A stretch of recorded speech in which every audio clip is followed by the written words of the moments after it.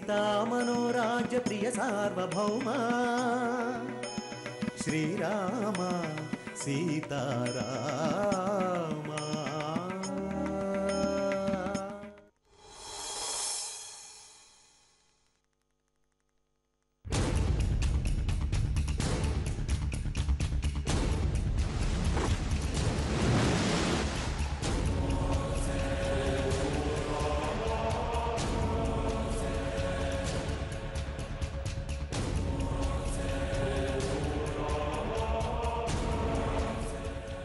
చేయబోతున్నాడు అతని ప్లాన్ ఏంటి తెలుసుకోవడం ఎలా?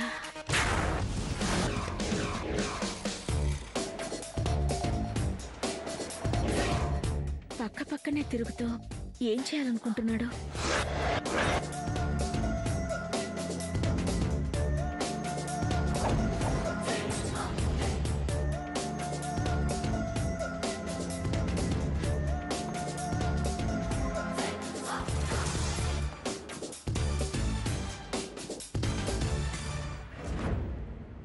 దేవ్ ప్లాన్ ఏంటి?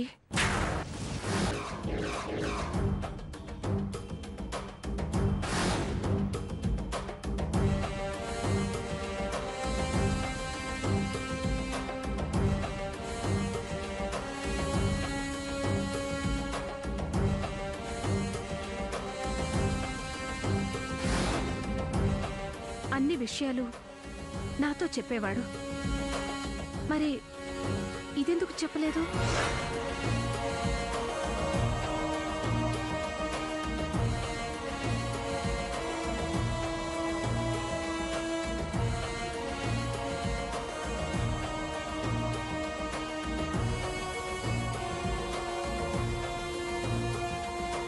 అసలు స్రవంతి ఏం చేయబోతుంది? ఎందుకంత కూల్గా ఉంది? ఒకవేళ వేరే ప్లాన్ ఏమైనా వేసిందా? అసలు ఈ పెళ్లి జరుగుతుందో లేదో అని అందరికంటే నాకే ఎక్కువ టెన్షన్గా ఉంది.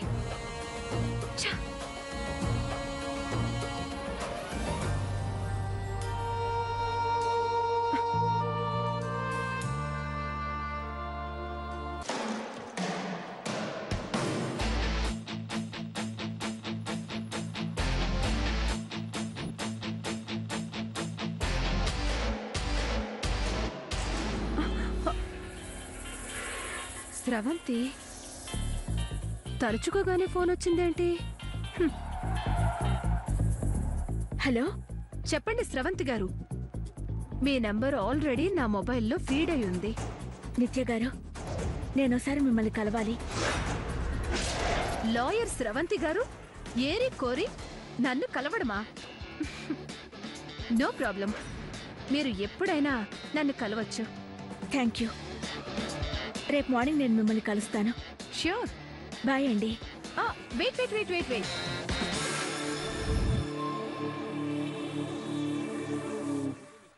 చెప్పండి. మీరు రేపు మార్నింగ్ కలుస్తానంటున్నారు.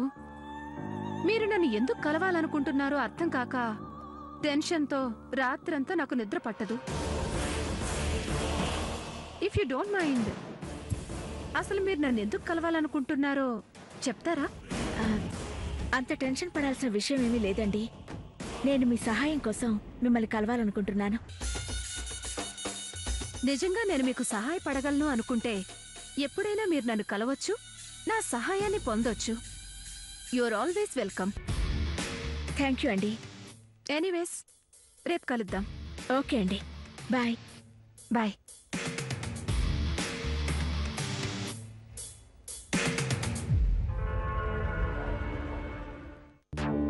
స్రవంతి నా సహాయం కావాలని అడుగుతుందంటే అదేమై ఉంటుంది?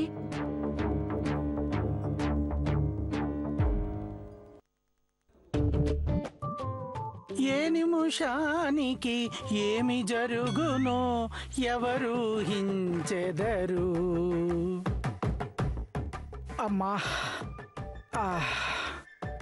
అబ్బా, ఓ ఒరే గురునాథం, ఆగరా. పెద్దవాడిని, ఎండకి తట్టుకోలేకపోతున్నాను. అలా వదిలేసి వెళ్ళిపోతావేరా?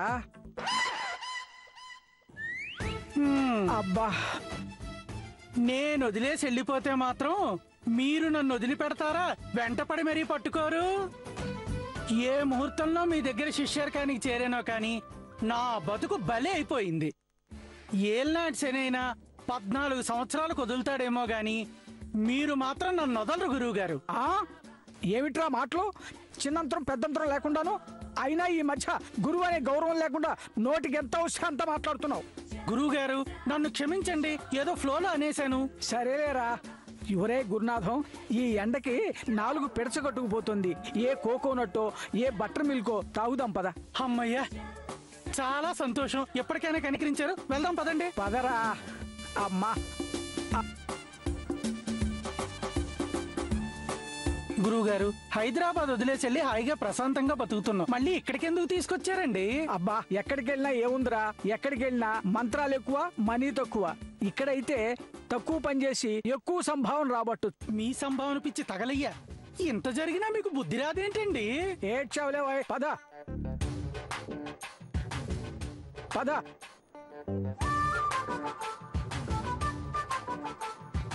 గురువు గారు, ఎలాగో హైదరాబాద్ వచ్చాం కాబట్టి ఓసారి స్రవంతిని కానీ మీనాక్షిని కానీ చూసాం అనుకోండి, వాళ్ళని ఒకసారి పలకరించినట్టుంటుందండి. బాగా గుర్తు చేసావురా. ఆ రాక్షసుడు ఆ మీనాక్షిని కలిశాడో లేదో, ఒకవేళ కలిసి తీసుకొస్తే ఆ మీనాక్షిని ఎన్ని చిత్రహింసలకు గురి చేస్తున్నాడో, ఎన్ని బాధలు పెడుతున్నాడో అది కూడా తెలుస్తుంది. అసలు మీ నోటైనా మంచి మాటలు రావా గురువు గారు? శుభం పలకరా పెళ్లి కొడక అంటే పెళ్లి కూతురు ఇక్కడ చచ్చింది అన్నట్టు వెనకటి మీలాంటి వాడే. అయినా ఇప్పుడు ఆ రాక్షసుడి సంగతి ఎందుకండి? వాడు అసలే అల్లావుద్దీన్ లాంటి వాడు. దీపాన్ని ముట్టుకోగానే అల్లావుద్దీన్ ఎలా ప్రత్యక్షం అవుతాడో, ఈ రాక్షసుని తలుచుకోగానే వాడు అలా ప్రత్యక్షం అవుతాడు.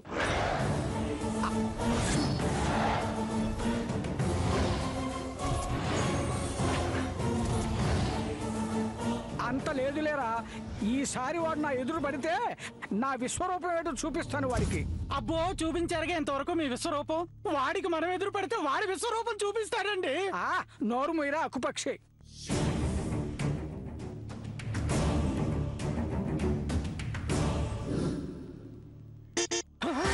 అబ్బా అబ్బా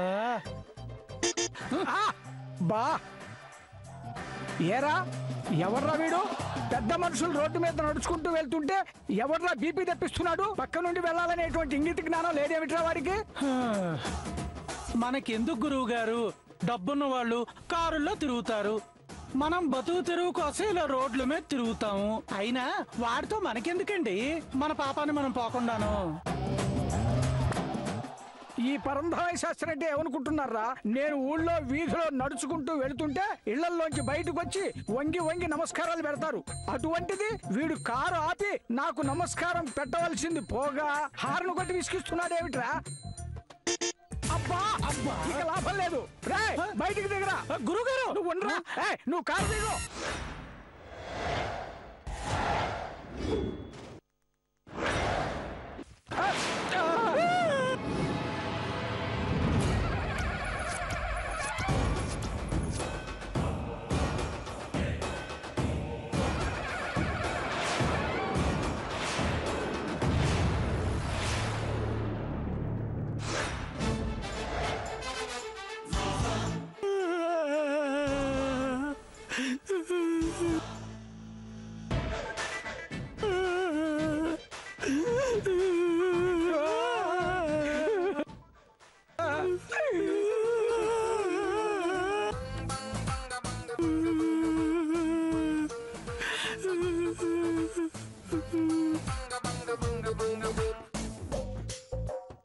నమస్కారం పెద్ద పంతులు గారు.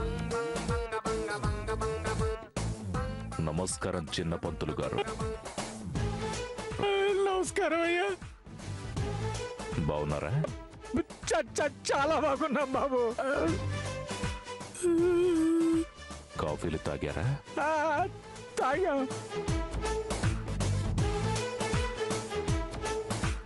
టిఫినీలు చేశారా? చేసామండి. ఈ మర్యాదకేం తక్కువ లేదు. ఏం పెద్ద పంతులు గారు, మర్యాదలకేం తక్కువ లేదని తిట్టుకుంటున్నారా? రే, మన మనసులో అనుకున్న వీడితో ప్రమాదమేరా. దాన్ని పోయే కారుతో గోక్కున్నారుగా, అనుభవించండి. అయ్యా అయ్యా, మేము వెళ్ళొస్తాం బాబు.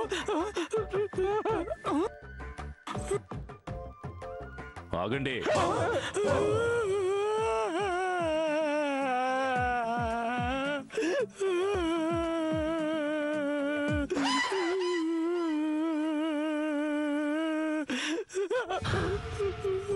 ఎక్కడికి వెళ్తారు? రాక రాక వచ్చారు, కలవక కలవక కలిశారు. మిమ్మల్ని చూస్తుంటే నా పాత జ్ఞాపకాలు గుర్తు.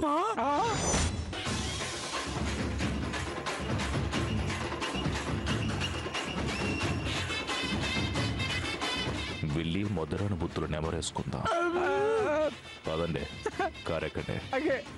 అయ్యా, మీకింకా మా మీద కోపం పోయినట్లేదు. జరిగిందేదో జరిగిపోయింది, ఇక మమ్మల్ని పోనివ్వండి అయ్యా. అయ్యయ్యో, ఎంత మాట! మీ మీద నాకెందుకండి కోపం? గత కొంతకాలంగా ఇక్కడ జరిగిన పరిస్థితులు, పరిణామాల గురించి మీకు తెలియదు కదా. అన్నీ మీతో చెప్పాలి. పదండి, ఇంటికి వెళ్ళి తిరిగ్గా మాట్లాడుకుందాం. వద్దులేండి బాబు, గతాన్ని ఎప్పుడూ తలుచుకోకూడదు. మేము వెళ్తాం. మర్యాదగా కారు ఎక్కుతారా? నన్ను ఎక్కించమా.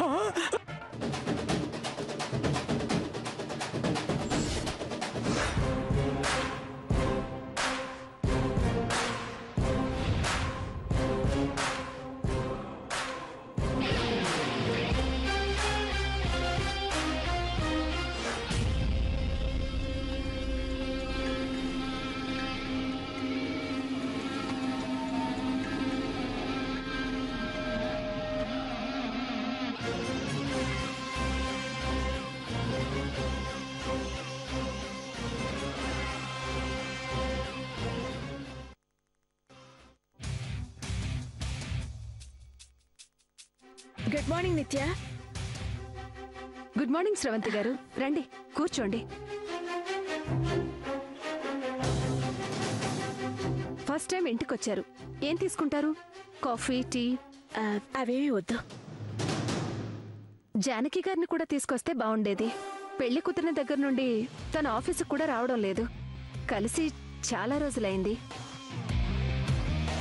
తను లేకుండా మీతో పర్సనల్గా మాట్లాడాలని నేనొక్కదాన్నే వచ్చాను.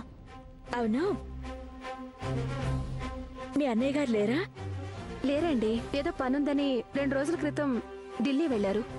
మీరు కొంచెం సహాయం చేయాలి, చేస్తారా?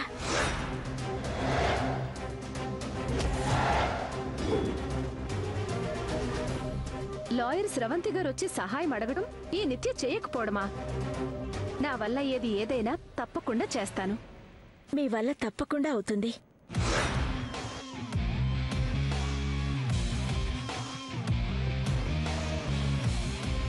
రామ్తో నా చెల్లెలికి జరగబోయే పెళ్లిని దేవ్ ఆపడానికి ప్రయత్నిస్తున్నాడని నాకు తెలుసు. ఆ విషయం మీకు కూడా తెలుసు.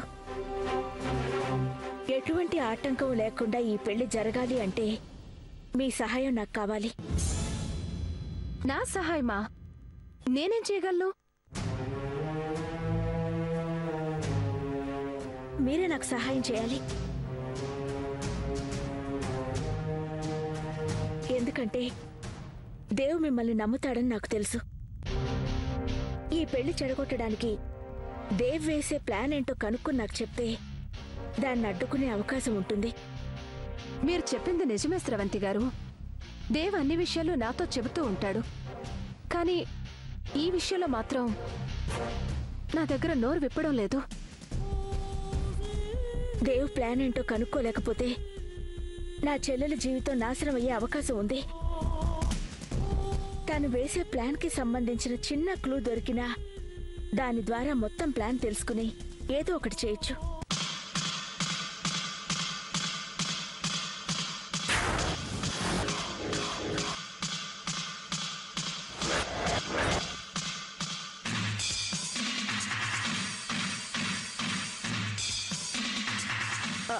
క్లూ అంటే గుర్తొచ్చింది. దేవ్ ఏం ప్లాన్ వేస్తున్నాడో, ఏం చెప్పాడో తెలియదు గాని దేవ్ ఒక పోలీస్ ఆఫీసర్ని కలిసి ఏదో ప్లాన్ చెప్పాడు. పోలీస్ ఆఫీసర్నా? ఒక పోలీస్ ఆఫీసర్ని మాత్రమే కాదు, డాక్టర్ని కూడా కలిశాడు. అతనికి ఏదో ప్లాన్ చెప్పాడు. ఆ డాక్టర్ ద్వారా మార్చరీ దగ్గర ఒక వార్డ్ బాయ్ని కలిశాడు. వాడికి డబ్బులిచ్చాడు.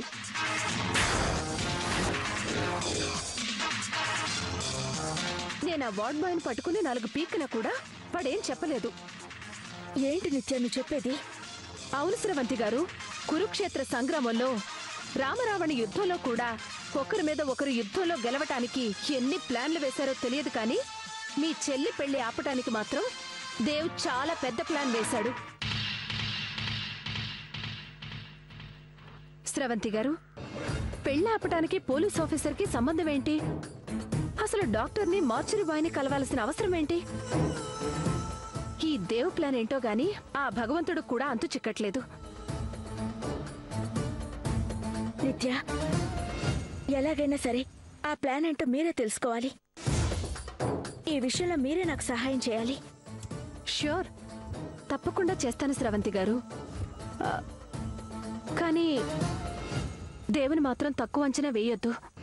ఆ ప్లాన్ మనకి తెలిసినా కూడా దేవుని కాదని పెళ్లి జరిగేలా చేయటం మన వల్ల కాదేమో అనిపిస్తుంది. ఖచ్చితంగా అవుతుంది.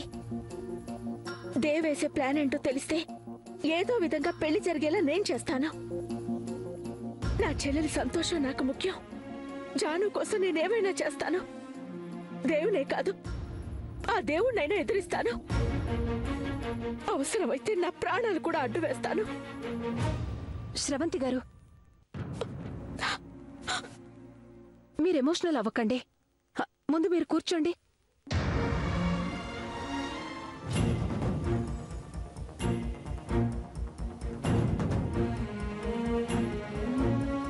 ఎవరి స్వార్థం వాళ్ళు చూసుకునే ఈ రోజుల్లో చెల్లెల కోసం ఎంత త్యాగం చేయడానికైనా సిద్ధపడే మీలాంటి అక్కుండడం నిజంగా జానకి గారి అదృష్టం. దేవ్ ప్లాన్ ఏంటో తెలుసుకోవడానికి నా వంతు ప్రయత్నం నేను చేస్తాను. కానీ ఒక్క విషయం స్రవంతి గారు, ఆ ప్లాన్ ఏంటో తెలుసుకుని అడ్డుకోవడం మాత్రమే కాదు, దాన్ని తిప్పి కొట్టి దేవికి మళ్లీ ప్లాన్ వేసే అవకాశం ఇవ్వకుండా మనం ఎత్తుగడ వెయ్యగలిగితే మనం అనుకున్నది సాధించగలుగుతాం. ఇంతకీ మీ చెల్లెలు జానకి మీనాక్షియే కదూ?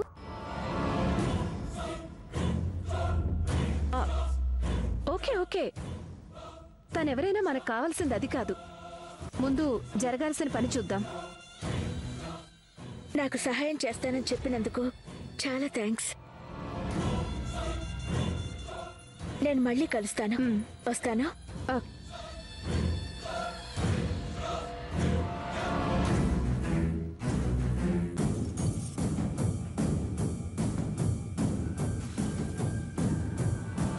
మొత్తానికి లాయర్ అనిపించుకుంది.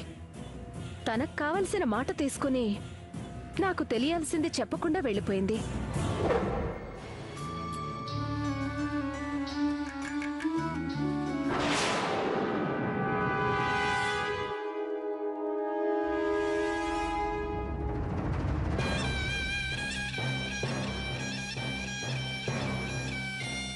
ఓహో, వేషభాషలో పేరు మాత్రమే కాదు, అలవాట్లు కూడా మార్చేసుకున్నావు అన్నమాట.